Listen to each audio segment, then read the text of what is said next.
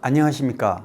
연예가 이슈와 화제, 궁금한 비하인드를 풀어보는 강희롱의 클로즈업입니다. 살다 보면 예상치 못한 일로 힘든 상황에 빠져드는 것은 어쩔 수 없습니다. 누구나 맞닥뜨릴 수 있는 한두 번의 실수도 피할 수 없습니다. 똑같은 잘못이라도 처음부터 의도된 게 아닌 실수라면 일말의 동정심과 연민의 안타까움이 생기는 건 역시 인지상정인 것 같습니다. 뺑소니 혐의로 재판을 받고 있는 가수 김호중은 오는 19일 두 번째 공판기일을 앞두고 있습니다. 제가 김호중 수석사와 법률 대리인 측을 통해 취재한 결과 택시기사 A씨가 지난 7일 사건을 심리하는 서울중앙지법 형사 26 단독에 김호중을 선처해달라는 탄원서를 제출한 것으로 확인됐습니다. 그런데 알고 보니 수석사나 법률 대리인의 요청이나 부탁이 아니라 피해자 A씨가 자발적으로 탄원서를 제출한 것으로 확인됐습니다. 소속사 측도 담당 변호사도 피해자 탄원서가 제출된 것은 확인했지만 직접 관여한 게 아니라서 어떻게 된 영무인지 모르겠다고 말했습니다. 사전에 소통하고 조율한 게 아니라는 걸 보면 피해자 측에서 스스로 선처를 구하는 탄원서를 냈다는 것인데요. 통상적으로 피해자가 가해자의 간곡한 요청이 없는 상황에서 선처 탄원을 하는 경우는 많지 않습니다. 법률 전문가들은 택시기사 A씨의 탄원서가 재판에 의미 있는 결과로 해석될 가능성이 크다고 보고 있습니다. A씨 스스로 마음에서 우러난 탄원서라는 점에서 보면 재판부도 매우 긍정적으로 평가할 것이란 점 때문입니다.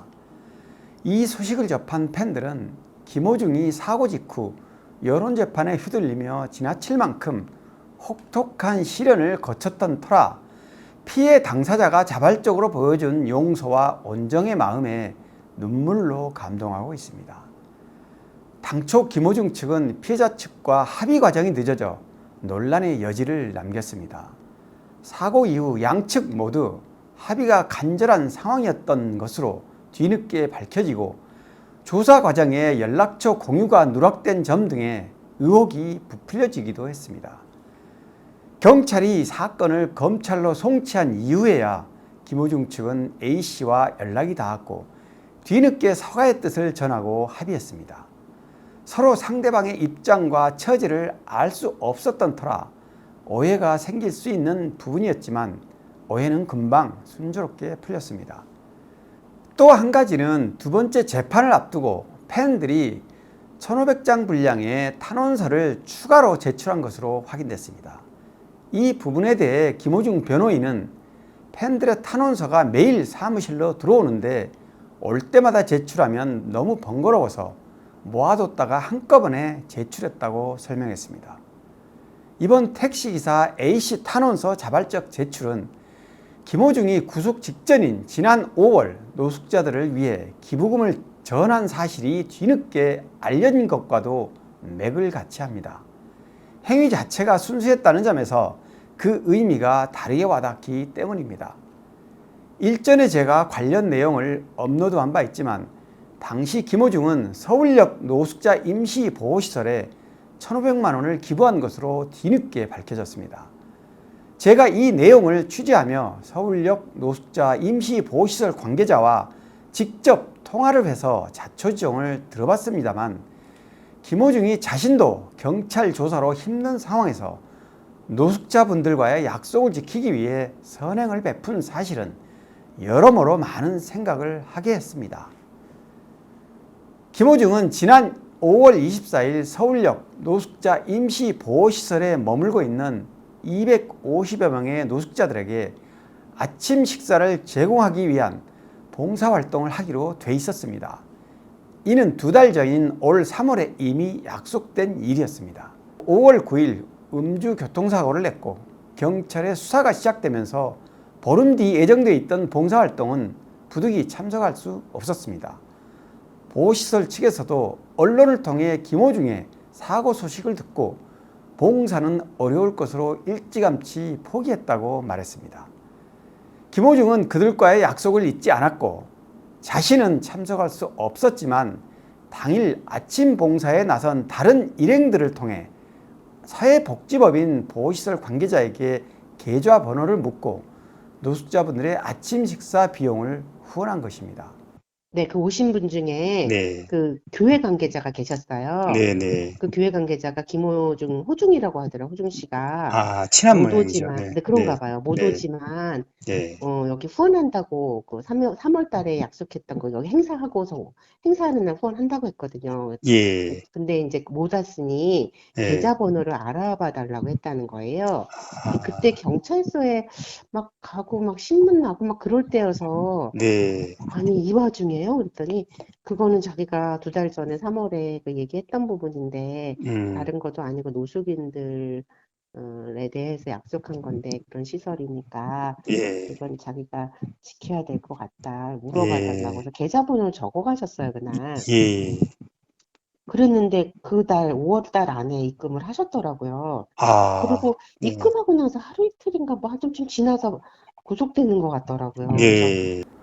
저와 통화를 한 복지법인 관계자는 당시 이렇게 말했습니다.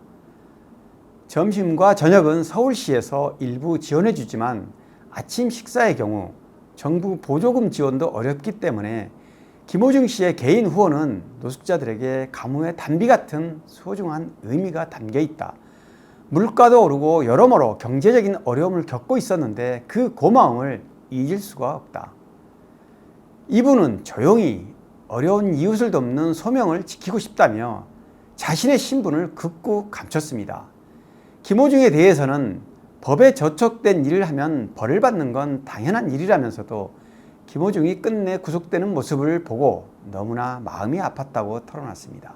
돈이 엄청 크게 느껴졌어요. 왜냐하면 그렇죠. 그분의 그 상황에 봤을 때 네. 그 경황 없는 중에도 작은 약속을 지켜주셨다는 게 되게 고마웠고 네. 왜 상처 기자님들이 전화가 두세 분 또 오셨어요 오늘. 그래요. 네. 상처를 받은 사람이 그 상처를 치유받았을 때 네네.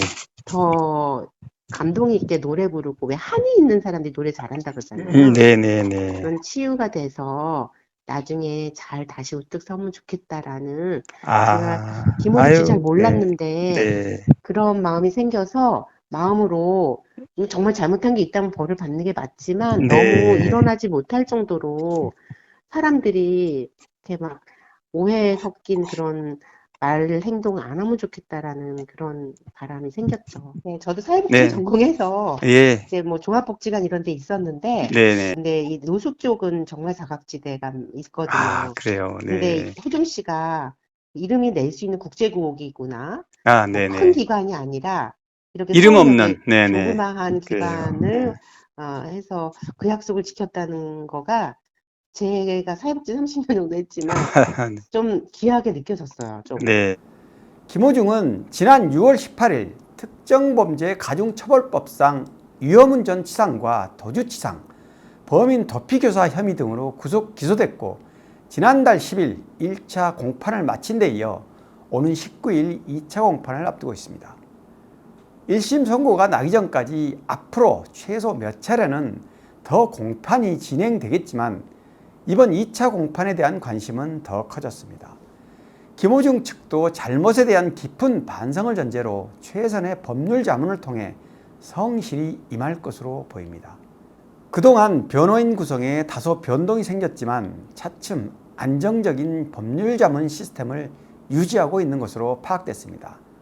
현재 2차 재판을 준비 중인 변호인은 2명인데요. 검사 출신의 추영훈 변호사와 법무법인 동인의 신동엽 변호사가 꼼꼼히 챙기고 있습니다. 이미 알려진 대로 김호중의 재판에는 검찰 기소 단계에서 음주운전 혐의는 빠졌습니다. 당초 경찰은 김호중을 구속 수사하면서 혈중 알코올 농도를 면허정지 수준인 0.03% 이상으로 판단하고 국가수의 혈중 알코올 농도 감정 의뢰 회보서 기록을 검찰에 넘겼지만 검찰은 대법원 판례를 근거로 위드마크 공식을 적용한 결과만으로는 입증이 어렵다고 판단해 음주운전 혐의는 기소하지 않았습니다. 형량에 대해 궁금해하는 분들이 많습니다만 법률 전문가들의 분석에 따르면 가해자인 김호중이 동종 범죄로 처벌받은 전력이 없어 징역형 실형을 받더라도 집행유예가 선고될 가능성이 높다는 게 일반적입니다. 오늘은 사고 피해자인 택시기사의 자발적 선처 탄원서를 계기로 김호중 재판 관련 얘기를 짚어봤는데요. 당사자가 잘못을 시인하고 반성하고 있는 만큼 죄의 대가를 받되 이제는 성실한 자세로 재판에 임하는 게 관건입니다. 김호중의 팬들은 숨죽여 재판 과정을 지켜보는 상황이고 언제라도 반드시 다시 돌아오기만을 염원하고 있습니다. 간절한 소망은 깊을수록 통할 여지가 많다고 합니다. 팬덤의 입장에서 하고 싶은 말이야 많겠지만 지금은 꾹꾹 눌러 참는 게 정답이고 이제는 누가 보더라도 공정하고 합리적인 처벌을 받으면 되지 않을까 싶습니다. 강희롱의 클로즈업 여기까지입니다. 고맙습니다.